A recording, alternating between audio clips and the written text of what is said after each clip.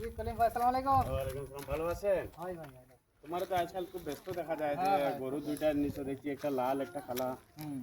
কে মানে গরু কে কে উদ্দেশ্যে নিছো? এই দুধ জাল লেগা। কত দিয়ে নিছো? কোনটা? ওই লালটা 30,000। আর কালাটা? 30,000। ওটা কিভাবে মানে ওরকম প্রশ্ন মানে প্রশ্ন করলে ওরকম উত্তর দেয়নি মানুষ। আমাকে ভাই সবাই বলে তোর কথাবার্তা ভালো না, কথাবার্তা ভালো না। তো লোকে তো ভালো করে বুঝিয়ে বলতে হয়। এরকম। হুম। আচ্ছা, তাহলে গরুরে কি খাওয়াচ্ছেন? কোনটা? এই লালটা এই কুড়া খাবার। আর কালাটা? ওটাও কুড়া খাবার। মেন্টাল নাকি তো? আর মানে দুধ দেয় কোনটা? লালটা? হ্যাঁ, লালটা দেয়। কত দেয়? এই মোটামুটি 5 কেজি মতো দেয়। আর কালাটা? কালাটা 5 কেজি।